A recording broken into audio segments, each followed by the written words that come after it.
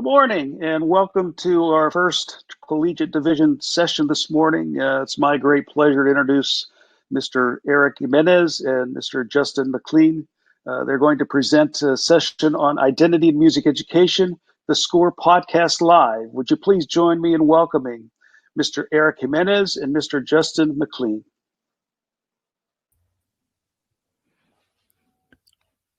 All right. Good morning, everybody. So, depending on where you're at in the world, but for the most of us, we're on the same time frame. So it's still morning, and so I want to introduce myself and do it in the style of our podcast. So, yeah, what's going on, my people? This is Eric, and this is Justin. And we're your hosts for The Score. Now, a little bit about The Score podcast. We're an urban music education podcast that started about a little over a year ago. Justin and I were colleagues and we're co-workers, and we decided that there was a need. We were getting a push from some of our peers, some of our colleagues saying, hey, you guys should do a podcast, because a lot of what we do and talk about are solution-based strategies, especially for the urban or under-resourced context teaching environment. So without further ado, let our co-host Justin introduce himself. My name is Justin McLean. I'm the one half of the SCORE podcast. I'm excited to be here this morning. Just a little background information about myself as we get into what we're going to be talking about. I am currently in the work. I'm the percussion director and assistant director of bands at Lake Olympia Middle School, as well as Hightower High School out here in the Missouri City Sugar Land area, Fort Bend ISD in Texas. I was educated in undergrad at the Prairie A&M University and HBCU in Texas, where I received my music ed degree. I'm a dad. I have 4 children. Yes, 4 children in this pandemic era. Gladly and married to my lovely wife. I'm currently also working on a master's degree in theological training and seminary. And a little bit just about me. Music kind of got stirred up in me in church. Been producing and writing songs on my own time for my wife and things like that. And so happy to be here. And that's just a little bit about me. I'm going to pass it back to you, Eric. All right. So while I introduce myself, I'm going to drop a question in the chat so that, that way you can go ahead and start answering it, and we can get some feedback from you all. And so just at your convenience, give us a few words on how you would describe your identity in music and or music education. So I am currently serving as the assistant director of bands at Prairie A&M University. Is an HBCU just outside of Houston, about 45 minutes northwest. I did just over 10 years of serving the Houston Independent School District as a band director primarily, and 1 year as an assistant principal. And so in that time, I was able to revitalize and enhance several band programs that were on the brink of extinction or didn't exist at all. And so I have some higher education training as well. I have a master's degree and about 2/3 done with my doctorate. And so in that, I started also diving into research and different things that are pertaining to music education. But also, to add on to that, I am a proud dad. My baby girl turned 1 yesterday, Melanie Luzman, and I have a very duplicate version of me, 2.5-year-old, that it has energy for the entire day. But a little bit more to expand on what the discussion is going to be on today. I was also a DJ. At the age of 14, I started DJing, and I also dabbled with some hip hop and rap as well. And so that took me all the way. I did about 15 years of DJing. It got me through college. You name it. I was your mobile DJ and those kind of things. So at your convenience, just drop a couple things on what identity means to you. So Justin, talk me through it, man. What were some of your struggles in music education with your identity?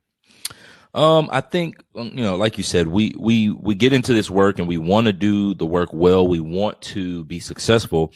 And I think in trying to be successful, you're trying to find your voice, right? You're trying to find out who you are. And I think some of the roadblocks I kind of ran into early on was, I'm an African-American band director, right? In a majority white institution. And so just trying to find my voice, trying to find other voices that I could learn from and glean from, as well as taking from those who were already in the work. There were, so many things that I felt inadequate about because I didn't know all of these things. I didn't come from this necessary, this certain background.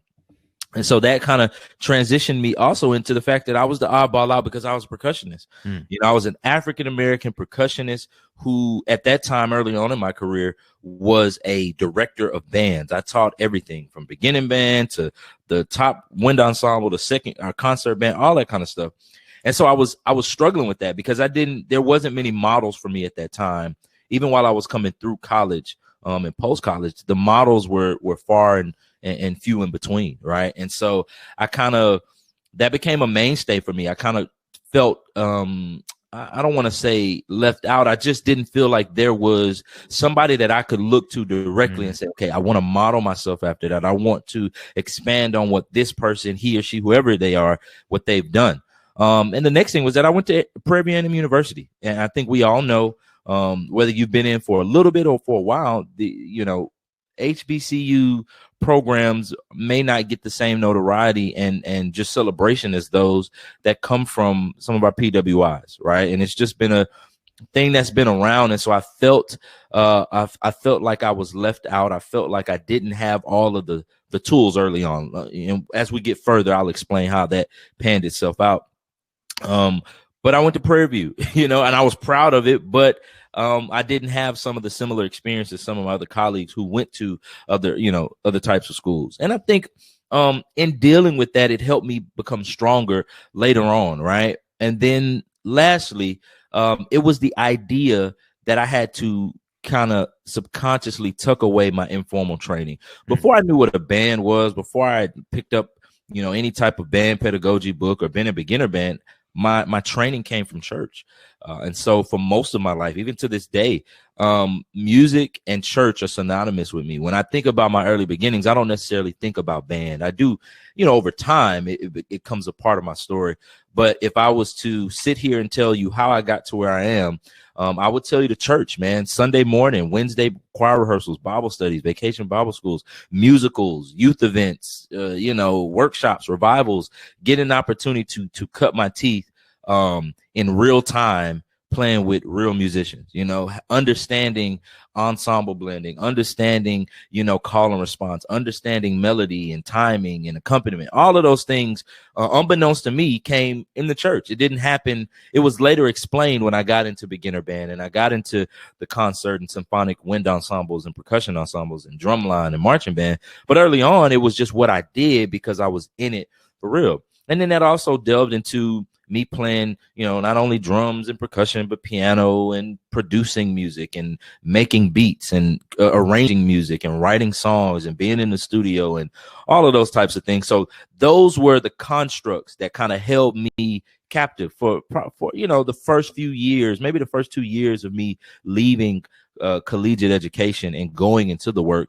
Those were the things that I identified with, but I probably held those things away because I didn't see what I needed to see to help me feel validated or to help me feel like I had a place in what I was going into. And very similar to Justin, I am a product of Houston Independent School District. So I went to Prairie View as well. I'm a proud alum and I get to serve this institution now. But it was one of those things where when I was here, I would intentionally try to reach out to some of these schools and say, can I be a fly on the wall? Can I come and observe? And they would not even respond to me. So I started thinking, like, what's going on? So I got to personally experience the stigma, the negative stigma that exists on HBCU culture. So that I vowed and I said, when I get into the scene, I'm going to open my doors for anybody that's willing to learn. And so that had happened to me. So that fueled my dedication and motivation to become this very comprehensive band director, to prove people wrong, to say HBCU music educators are of value. And so Justin and I were able to get first divisions in the state of Texas through UIL, our adjudicated system, and build programs that, people were wanting to work at after that. And so on top of that, all through my life, I wanted to be in mariachi. I am a first generation Mexican-American man that a big part of my identity is mariachi music. And so I always wanted to do it. Although I'm a sax player, my primary instrument is sax, I picked up trumpet and I said, what would that look like? But my formal musical training, even in the state of Texas, didn't give much space to that. So when I became an educator, I said, I want to teach that. But then I dedicated so much time to say, I want to build my identity as this comprehensive and effective band director that I gave no time to that art form. Yeah. until I got the chance to become a department chair and some of the schools that I was able to hire some people and create programs at several schools. But then on top of that, I mentioned I was a DJ. So at no time were my professors and or band directors were able to mix those two art forms. I actually maintained two different identities to where people who knew me as DJ E-Rock were surprised that I played jazz music and performed a recital. On top of that, my preference of hip hop music wasn't very prevalent within my formal musical training. So then this in return has developed a way for me to have issues with my identity. So at times I probably was guilty of suppressing myself as a Latino male, as somebody that could promote that and say and show that representation, because I didn't have that representation. The majority of my teachers were not of Latino descent. I was lucky enough to have one, but on top of that, it just wasn't there for me to see. So I have issues with that and something that I had to grapple with. But in return, when I started becoming a band director, I started changing my mindset, and as a music educator, I said, I have to create this environment to not recreate those negative experiences that happened to Justin and I. And it was hard at first, but it's something that Justin and I really worked at to make sure that our students were not experiencing those negative events once again. So Justin, tell us, man, how has your classroom transformed, and what were some things that you were able to create in your environment? So I think one of the things that I really try to do, and I'm very intentional about it now, being 10 years in the game and understanding the nuances of teaching, right? Like, we know, you and me, we can walk into a classroom, we can walk into a program, and we already know, okay, I need to do this. I'm going to intentionally say this. I'm going to be intentional about X, Y, and Z. And so for me, one of the first things that I did that really helped the identity of the classroom, of the programs that I've been shaping and have the ability to teach, and really helped me, was I created a family environment. I created a family environment by creating a safe place where kids could be their authentic selves, where kids could ask questions, where they could really be known in a real way. I think sometimes the band hall can be a place that is of service for the kids, but of no service for the teacher, right? So I'm asking students to come in here to play an instrument to help achieve goals of getting superior ratings at whatever UIL or state contest event. I'm asking kids to push themselves to make the region, district, area band. I'm asking all of these things, but I haven't made it a place for them to be themselves, for me to understand that there are going to be days that they want to help me achieve the goal that I've set for the program because they want to do it, but there are days where they're just not having a great day, or they know everything about what I want them to do, but I know nothing about them. And once I did that, once I created an environment where kids not only wanted to be there because they have this love of music, but I've also shown them love. I've shown them compassion. I've shown them empathy. I've shown them care and support. Man, it took my classroom to another level. It actually took my teaching to another level, because real life examples, real life instances of dealing with brothers and sisters and parents and grandparents became a part of my teaching. It became a part of how we laid out whatever section of music we were cleaning. It became a part of the sectionals that become very redundant at times, because we're in there and we're trying to clean a section of the music, but for us to be able to know that this is a part of a process, and I've been a part of this family. If any of you are middle school directors, you get that opportunity to grow with those kids from 6th grade to 8th grade. And so that's a firm and really just a real example of what is family. Seeing somebody grow up. I have 4 children, and my oldest son is going to be 7 on Monday, and seeing them grow up right in front of your eyes is literally what we get an opportunity to do as middle school and high school directors. So that was number one. How do I make this feel like family? How do I ask you about your family? How do I help you respect other people in the band program as a means to say,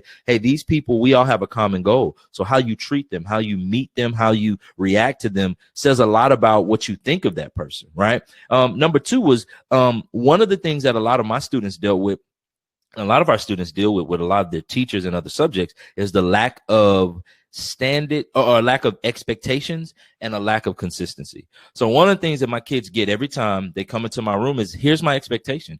Here's my standard. I'm going to be consistent with this every day, like every day, to the point where we have this thing at one of the former middle schools I taught at, where the kids tuck their shirt in, right? They tucked their shirt in when they came into the band hall, because I wanted them to know that this is something different. We're coming in here to get work done. That happened from the first day of school to Christmas break to January when we returned, all the way up to the last day of the school year. Now you would think we're in May, we're in, June. Kids are like, come on, Mr. McLean. Like, we've already finished the contest. We're cleaning up the band hall. We're doing auditions for next year's band. And my mindset was like, no, I don't want to change that, because as soon as I lower my consistency, then that lowers my expectation. And then you feel as though there's room for you to change throughout what we're doing. Mm-hmm. And when you do that in the midst of attaining something, growing towards something, it creates the inconsistency to be successful. And so my expectation, my standard, what it did was it made the kid say, you know what, no matter what's going on, he's not going to change. So I have to figure out how to get to that level. It makes them better, right? And now, are there days where kids, like I said before, we have to be very vulnerable. We have to be very transparent to know kids are going to come in and things are going to happen. They may have an issue with a parent. They may have lost a family member. They may have had a horrible morning because the bus driver was going crazy. Then the first period teacher talked crazy to, like, all of these nuances and variables. Here's the thing. I got to connect with that student. That takes me back to that first thing, right? That family environment. Hey, I understand what you're going through, right? I know you're having a rough day. How about you step outside of class, go to the restroom, get yourself together. When you come back in, we got work to do. We still got work to do. I have a job to do. And then being transparent enough to say, hey, me as your director and adult, I came to work today. I had a bad weekend, right? I just was frustrated. But when I get here, I got to do work because we're achieving a goal. And goals don't change even though life standards change, right? And so being consistent. And then I think the last thing before I give it back to you, Eric, is learning every student and not broad stroking them. And that's the family environment, like to the 10th T. It's like, yeah, we can be in a family, but strong families are ones that look at each individual person and say, what I do for this, I have to do for you, but it has to be different, right? I don't show a greater level of love. I show a different action to show you my love. So when the kids come in, what may work for one kid, I can push buttons and yell at this student, be like, man, you need to get your act together. You did not work on this. You were late to my sectional. What are you doing? And that student is going to hear that because that's their language for them to say, you know what, Mr. McLean, I apologize. I was late. I haven't been taking care of my business. Whereas if I do that with another student who may not necessarily need that side, they may need a conversation of like, hey, what's been going on? I just haven't seen the same side of you lately, and it's affecting your production in the classroom. And so I think those three things, to be quite honest, I mean, we all know our pedagogy. I mean, we study, we research, but if I had to say three things that really has made my teaching, made my educational career what it is, and really put me in a step in front of people who have situations and are having those constructs, it's the fact that I'm able to create a family. I'm going to be consistent week to week, day to day, even in moments where I'm tired and I don't feel like it. And then I'm going to learn. I don't care how long it takes me. I'm going to learn what makes each student tick, what makes them go. And I'm going to be responsible for learning them just as much as I know my oldest son is different from my third child. My oldest baby girl, my youngest child are different, and vice versa, right? So those are the things that if you walk into a classroom of mine, if you meet my students, that's what they're going to talk about. And that's why Justin and I work together, not just being best friends, but this is a man that lives what he's saying. And two things that come to mind and how I develop my environment.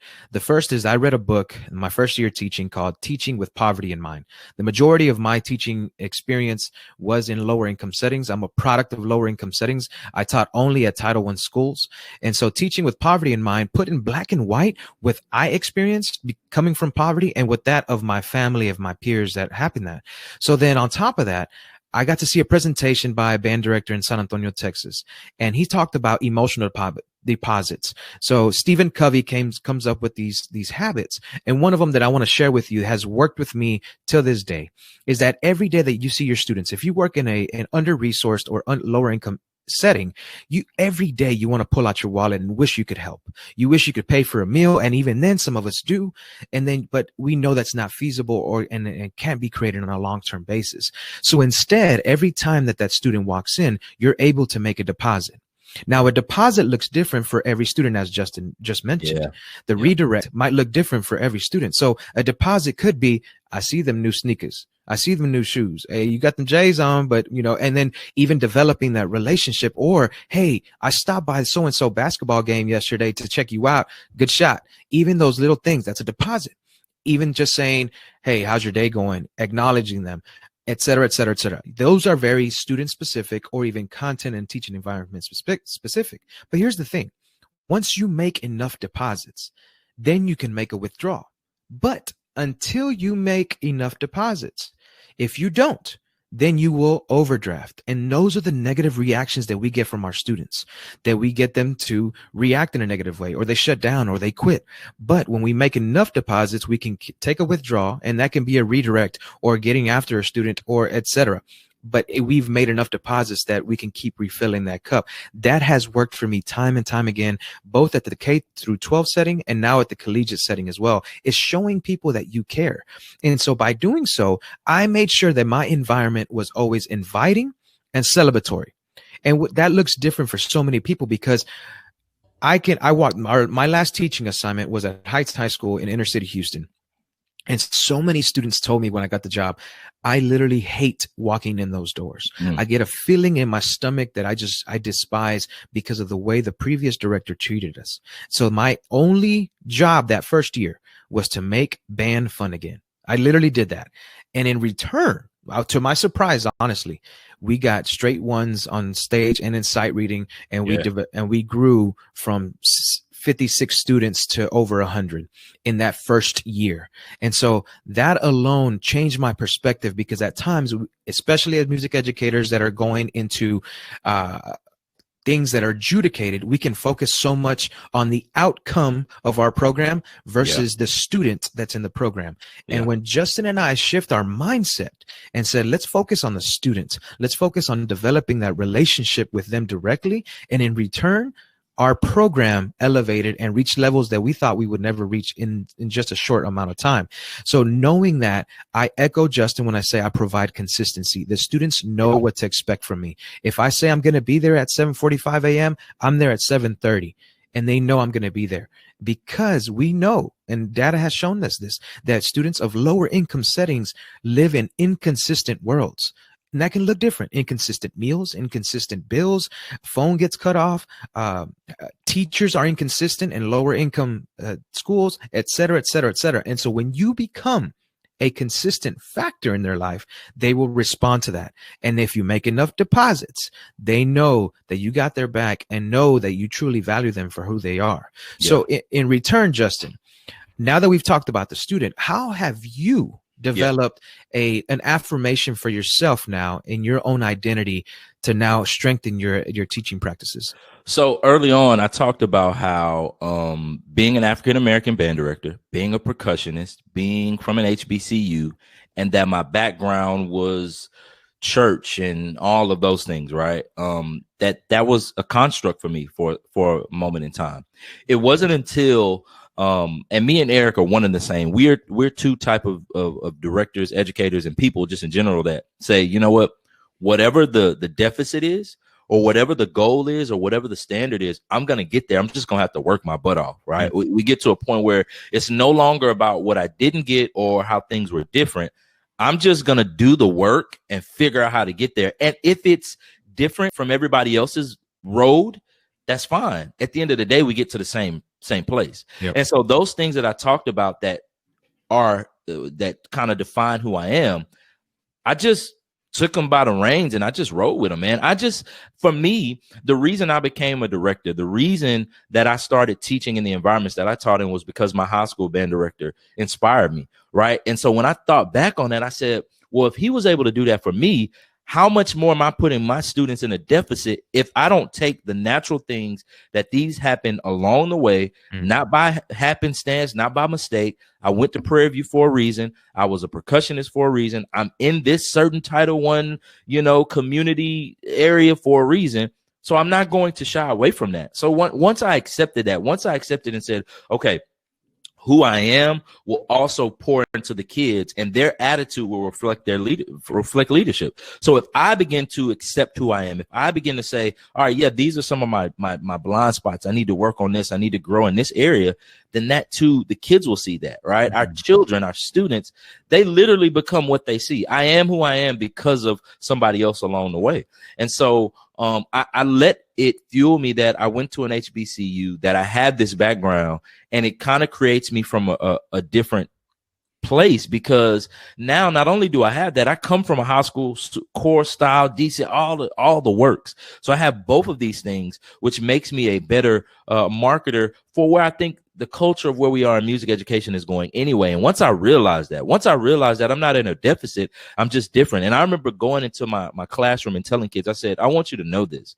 Intelligence is not about how much you know. It's not about what all you know. It's about how you process the information. And we all process information. We all process music differently. And that's what makes us unique. That's what makes us the best at what we do. And so for me, it just said, okay, I'm a percussionist, but how do I be a great percussionist that can stand on the bandstand and create and help shape music, help create, balance and blend, help intonation and tuning chords and teaching, top tier grade 1, grade 2, region, all that kind of stuff. It's me taking what I've already been able to do and pouring it into where I may feel at a deficit. And then also, here's one of the things that really helped me. I had to take what I knew musically from a different background that wasn't Western, music, wasn't classical music, but it was just like Sunday morning, organ, bass, keys, drums, choir, right? I had to take that and pour that into my teaching. And what that did was, and me and Eric, we talk about this all the time. We meet so many students that come from these different backgrounds, whether they play mariachi, whether they play at their church, whether they are musicians that play in a family band, whether they're kids that listen to banda music and all of this kind of stuff. Once I affirmed that was my intro, it helped kids take what we were doing in class, and they started to make these real life comparisons, real life instances where they were like, oh, this is just like what I play here. Oh, this reminds me of this piece that me and my family listen to whenever we go visit my grandparents. And the very things that I thought would be a hindrance were actually a help, right? The irony that what I thought was holding me back was actually propelling me forward. Now, what I had to do was also take into account that there are some areas that I have to grow in. There are some things that I have to do better, but those areas can be fixed and they can be worked on without me throwing away who I was, without me giving up or looking down on the instances of where I came from. And I think once we model that for our kids, once I show my kids that, yes, I graduated from an HBCU, but I'm still sitting in conferences. I'm still educating myself through webinars and seminars on how to do my job better, because no matter where you come from, the learning has to continue, right? That what worked for me in year 1 of my teaching or year 5 can't work in year 10, right? And what's working for me right now is not going to work next year. I have to propel myself past that and use that as vital, information and fuel to say, hey, okay, I can keep going. I can keep doing this. So I think for me, it was accepting those things and using those things as tools to build what I was trying to get to. And I had a very, very hard time because the word assimilation comes to mind, especially as a proud son of immigrants. I was taught that the higher education that you get, the better job, et cetera, you get out of poverty and you become an American right away. And so in return, at times, I might have suppressed who I was, the soundtrack of my life, my family's music, et cetera, especially because it was not in any way, shape, or form presented to me in my formal music education training. And so when I started realizing that I was serving students that not only looked like me, but came from families and communities like mine. And then I started recognizing those parents as well. So I thought back to my mother. She only has a 2nd grade education. She had to drop out to work in the fields to help support her family and her siblings. But she was always at any meeting that I needed to be at. Yeah. Even though at times there was a language barrier, she would be relentless in knowing what the information was, whether I was translating or she got somebody else to help translate. So in return, I started transferring that into not a deficit, as Justin just said, but as a strength. This was strength that my mother was able to show with, one would argue, with lack of education, with lack of funding, with lack of resources, but she always made sure that I had everything and anything that I needed. So in return, I started seeing that in my students' parents, and I would teach my students sometimes indirectly that, hey, your parent working 2 to 3 jobs is because they want you to go without. Make sure you don't go without. So Justin and I, Mr. McLean and I, are going to be your parents. We're going to be that person there. So I started having more strength in who I was and started even not code switching as much as some of us might know that we do that indirectly or directly, and just started taking ownership and pride in who I am and recognizing that my upbringing, that working at the flea markets every weekend, et cetera, has given me strength. And so, Justin, we got about 8 minutes to wrap up our presentation so we can get some of the Q&A there. Give us some specific strategies, bro, that you were able to do with your students. Man, 2 quick strategies. Something that you can do every year. Every year I start the year with a goal and expectations form. So the kids fill it out. They tell me, here's the goals. Here's, my questions are, what do you look to grow in this year? What are you looking to be better at? But then the back part of that is, I want to know something interesting about you. What's your favorite music? What type of food do you listen to? What did you do this summer? What are your life goals? And this may seem very protocol and procedure, but it really helps, man. And the kids really get into that, and it really helps me help them shape their goals on the front of the paper where they may not be too clear. They may say, like, I want to play all my notes correctly for my middle school kids, or the high school kids say, I may want to, I want to be drum major. I want to make, all state this year. Well, then the back of that paper that tells me who they are, tells me about their family, about what music, I use that as the information to kind of get them to see those areas that they want to be. And number 2 is I let my kids kind of come up with choices. Like this week while I'm on Thanksgiving break, for all my high school kids, they told me some of the choices that they would like to play for some of the four mallet and solo and ensemble music. I'm going to look at those things and I'm going to listen to them and help pick music that's really going to propel them and help them be better. And so I think helping them pick music, like for our percussion ensemble concert, things, at the end of the year, Christmas concerts, end of year concerts, even if you're doing UIL or whatever your state, mandate is, as you pick your pieces and you're taking your bands or groups through them, allowing them to give feedback. That lets them be a part of a process that a lot of times we come from programs where you just sit and you play, and so allowing them to converse and have conversations and feel a part of the moment, because we're asking them to make music, but we're telling them how to play it instead of saying, hey, what do you think about this piece? How does it make you feel? And you get to see who your kids are, and they'll never forget that. And it makes them become that much more appreciative of the band and of you. So I had a principal at one of my teaching assignments, and this school was 97% economically disadvantaged. I was serving that school, and this was my neighborhood that I was raised in. So I was a lot more informed of the environment and the community that my students were coming from. To my surprise, my colleagues weren't. And so my principal that year for professional development ordered buses and put us on a bus and took us on a neighborhood field trip. And I was shocked to see that my colleagues were like, wait, our students walk through this? Our students, daily have to deal with this? When it made sense. A lot of our colleagues just go from point A to point B. And at times we don't frequent our students' community. And so I was intentional. And so students would joke and say, hey, you're going to see me in the hood. I'm going to be at the taco stand with my fitted on and my J's, and you better say what's up, or even buy me one. And so the students would see me in my natural, and we all know that experience when a student sees a teacher and they're like, oh my God, they're real. They're real. And that happened too many times for me because they knew I valued where they were coming from, because it was where I came from, and I didn't hide that part. So in return, I started using the same concept that Justin was talking about. I started using data to inform my decisions. Yeah. Just in education, as we do that, we started saying, okay, let me survey my students. What are their likes? What's their top 5 songs most played on iTunes or Spotify? Let me see what they're doing. Let me hear what I call the soundtrack of their life. If I'm at a family event, a barbecue, a graduation, a quinceañera, a wedding of your family, what are the top 5 songs I'm going to hear? And then I would use that and make sure that I program music that relates to them. That on top of that, Justin and I were real big on this. We started doing Spanish marches instead of traditional marches, and it went very well with us because we were serving a very majority Latino population. We started doing legit salsa, cha-cha, and mambos as our closers for our jazz bands instead of a funk or any other samba. We didn't even do those. We jumped into some, and we took them off of percussion of the drum set, and we went straight Latin percussion. Yeah. So we started doing these culturally relevant and responsive ensembles and programming that spoke to the students. Then on top of that, in the marching band setting, we allowed for that to happen in the stands. We started playing popular music. We started playing hip hop. We started playing things that not only our students would enjoy, but then the community started responding to that. So in return, I made sure that my actions showed them that I valued them for who they were. And that could be as individuals, as students, from members of that community, of fans of hip hop, of fans of Spanish music, et cetera, et cetera, et cetera. Those actions said, I valued you. Not only do I see you, but I care for you. And in return, some of us might not know that our actions are indirectly saying, you don't belong here. You don't have a space here. So why would we be creating a music program that already is telling the student, I don't see myself in this environment. I don't hear my music. I don't see my family. I don't see myself represented.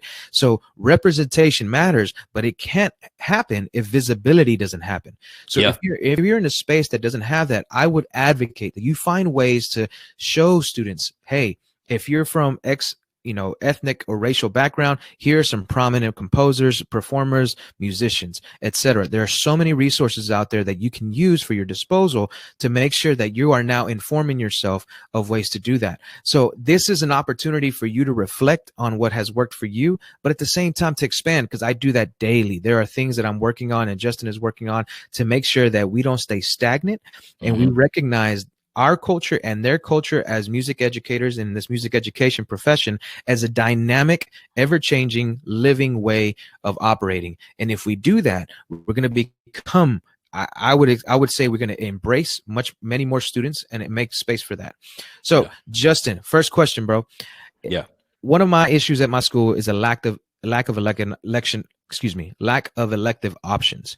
This turns band into a dumping ground for students. The majority of my students did not want to be here and knew nothing about band. What advice would you give me to make band fun and reach these section of students? Man, this sounds like something that we've experienced before. So I would say, if you have time, this is something that would work really well. Get all of those students, set up a time where they would show up after school, if possible, and or if you guys are online, set up a private Zoom Teams meeting and talk with them and say, okay, I know you're here. I know this is not what you chose, but how can we make this something where I can show you something and expose you to something that would change your life? And then I think what we forget, performances are what change kids' expectations and lives about music. Like when they get that, when a child performs and they feel that presence of what we all feel when we're performing a piece of music, it changes and they want to experience that again and again.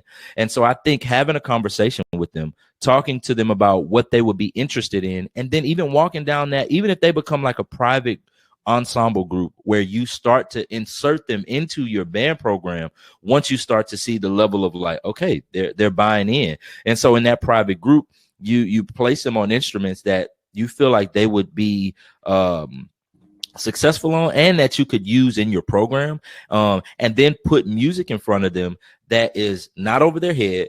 Maybe that's something popular. Maybe it's something that you get from a friend that can arrange it.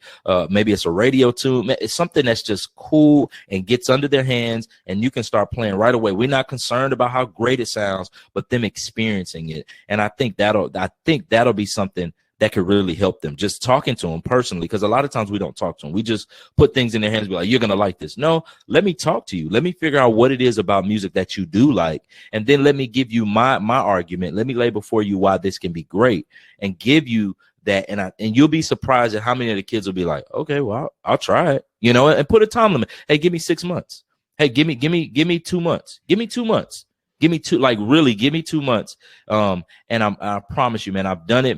Me and Eric have done it at both of our schools. And some of those kids have become vital parts of our programs. And even the kids that didn't return, they gained a different type of respect for our classroom and for me as an educator. They sure did, because when Justin and I taught at a middle school first, before we transferred to the high school. And when I got to the high school, what was revealing is that I had students come up to me like, hey, what's up, Mr. Jimenez? And I'm thinking to myself, like, do I know you? They're like, yeah. And pretty much what was the name of our study lab? Yeah. And so at times our dumping ground was because we know informally or indirectly from outside of the students, we would call it the dumping ground, but our students were part of the study lab if they were still making that transition to be a part of the band program. Right. And the students were like, hey, Mr. Jimenez, I remember you, man. You had me in study lab. Man, I wish I should have joined band back in the day. So even those things will work. I would even extend on that. I knew, because I worked in so many settings, that I was taking over band programs. They were, like, as I mentioned, on the brink of extinction or did not exist at all. So Right. I had to market. I had to sell this concept, where at times I was doing these whether it was at the high school level, it was freshman orientation fair or incoming sixth grader elective, option fairs. And then I would say, hey, what do you do? Nothing. Cool. Can you count to 4? Yes. Do you know your left foot from your right? Sometimes. Cool. I'll take you, and then they're like, huh? And then I would use our students at times to sell the identity of our program. We got some really cool shirts. I made sure that we always invested in a really great t-shirt design, not the corny ones, but the ones that they would wear outside of school too. And to our surprise, we got it approved through administration, and it became this part of the school culture that it became so well known that students would directly recruit for ourselves. And then the students that were already there was kind of like, well, I might as well be part of this. So I know it's situational, Rebecca. I know that it could be a part of the admin situation, but I firmly believe that you create this culture of wanting to belong. And then if you take on some of these knuckleheads, as I use as a term of endearment, to say, hey, they're a part of the band program, they're contributing, their grades are up, et cetera, then they will probably be more flexible with you and more understanding. And let me say this real quick. So I see what you're saying, Rebecca, as far as quarantine and things like that. One of the things that can work is having those kids record record them playing a simple piece of music and sending you the recording, and you make basically a montage, a video, and you show it to the class. You live stream it for parents. You let the parents see it, and that will kind of help with some of the anxiety and the clamming up, because they're not doing it in front of people. They're doing it in front of their own home, and they're sending you the video. And then those responses that you get back from kids and parents, you send out an email, and in the next class, you read those responses to those kids. And I bet you that it's going to inspire them to say, you know what, I can go a little further. I can be more vulnerable for this. So, yeah. And I'll take on the last question. Brett asked us, what advice would you give a Caucasian teacher with a Western style background who finds themselves teaching an underserved program where the majority of the students are not white? The first is asking that question. The second is to be honest with your students and saying, I want to know. Justin did this very well with our Latino students. He was like, teach me Spanish. And they would have these informal conversations with him where they was just one thing after another. So it could be by making those deposits, Brett, outside of the music classroom, for them to be able to give you what you're asking for in the music classroom. So that could be, hey, who's in sports, and stop by on the way out. It could be who's in an academic event and stop by on the way out, or support them in that aspect. Starting to develop this relationship outside of your classroom that in return will enhance and say, okay, I'll give this music a chance, or I'll give you a chance. If you don't understand where I'm coming from, who I am, I'm willing to do that. So hopefully this has helped. And if we didn't get a chance to answer your question, I drop our link tree to our podcast. And then from there, we're each listed for our social media. Feel free to add us, send us an email, send us a direct message. Feel free to start listening to The Score. This is what we do. This is what we do on a weekly basis. And we try to drop these conversations that are uplifting, solution-based, and fill this narrative of positive and outgoing, exceptional teachers. So thank you so much, LMEA, for having us. And yes, we will get the gas tank filled and head down to Louisiana. It would be our pleasure. And thank you so much on behalf of LMEA. What a truly thank you for such an informative session, but as well one that was given us a lot of time to think. And we would look forward to having you back whenever we're in person in the future. So thank you so much. And thank you to everyone for attending this morning. So hope you have a great day with some other sessions. But again, thanks again, gentlemen. Have a great day. All right. All right. Y'all have a good one. Have a good one.